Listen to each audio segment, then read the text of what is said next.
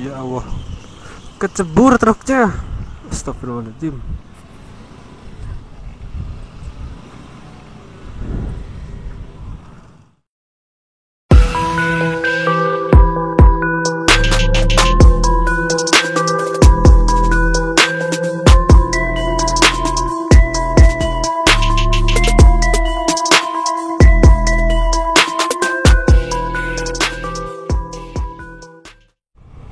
Oke, assalamualaikum warahmatullahi wabarakatuh. Balik lagi di channel Ervandaya. Apa kabar teman-teman semua? Semoga teman-teman dalam keadaan baik-baik saja. Ya, kali ini saya lagi riding sore. Sebenarnya kangen banget ya ngevlog kayak gini, karena di beberapa video terakhir saya itu hanya berisi tentang kompilasi momen di jalan raya. Bukan pure motovlog kayak gini yang mulai dengan pembukaan dengan salam dan sebagainya. Jadi sebenarnya itu video lama yang saya edit lagi, saya bikin kompilasinya gitu. Karena memang akhir-akhir ini saya nggak ada kesempatan buat ngevlog, selain karena kondisi yang lagi kurang enak badan.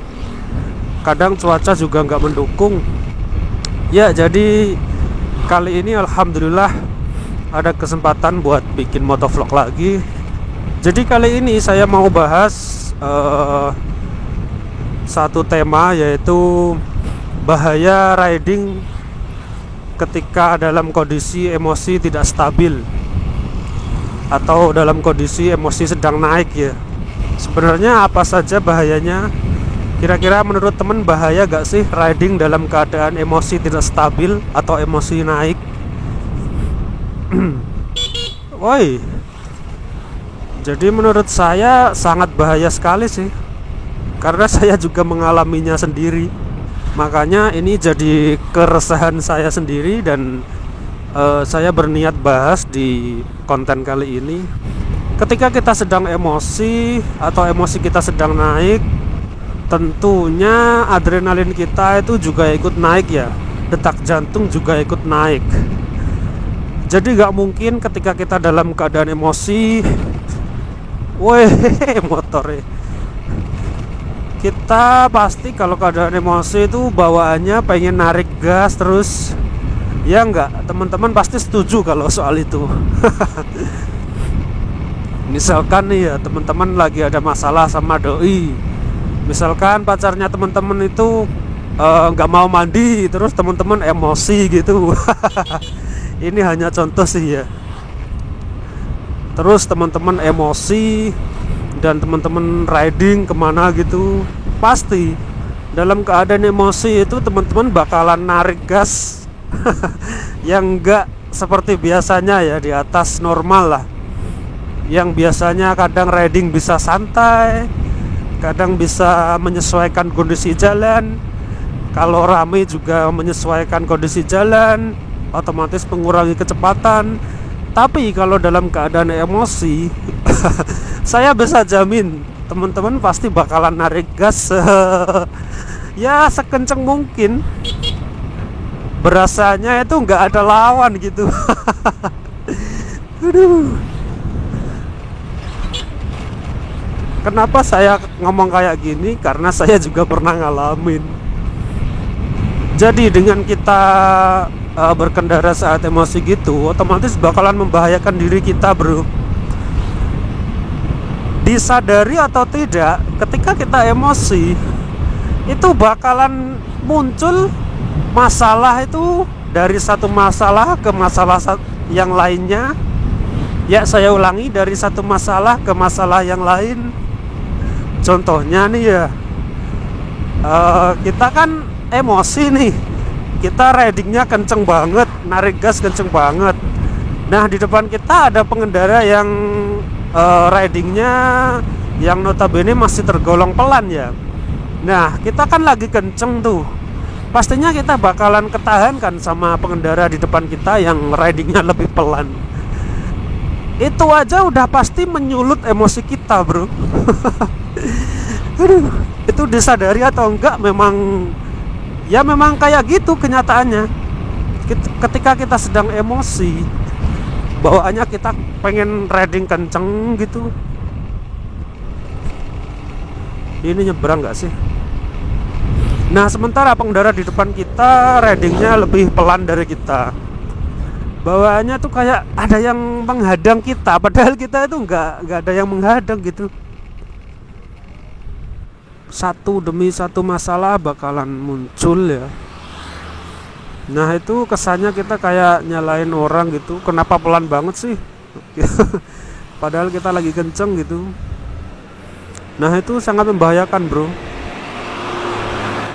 Ya kalau kita masih bisa ngontrol sih ya masih, insya Allah masih selamat ya kita.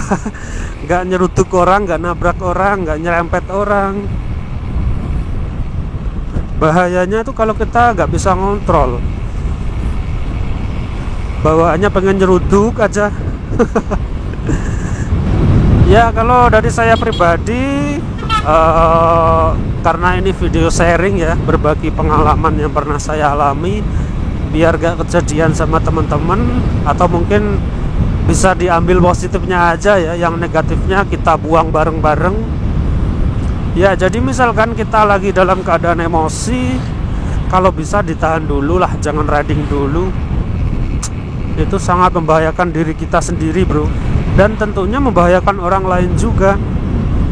Ya kadang sih terlampiaskan ya, dengan kita riding itu kayak emosi itu terlampiaskan, tapi jujur itu sangat membahayakan, bro. Itu masalah pertama yang mungkin kita temui di jalan ketika kita sedang emosi ya. Orang lain nggak salah pun kayaknya kita itu pengen nyari masalah gitu. Kemudian contoh lagi ya, ketika kita sedang riding dalam keadaan emosi, misalkan kita ketemu orang yang berkendaranya itu menyalahi aturan, misalkan kayak makan jalan lah, lawan arah lah. Nah, dengan keadaan kita yang emosi, otomatis kita bakalan nyari masalah sama tuh orang, yang nantangin lah, yang gebar-gebar motor lah. Masih manusiawi lah ya kalau kita misalkan emosi dengan ada orang yang langgar aturan gitu.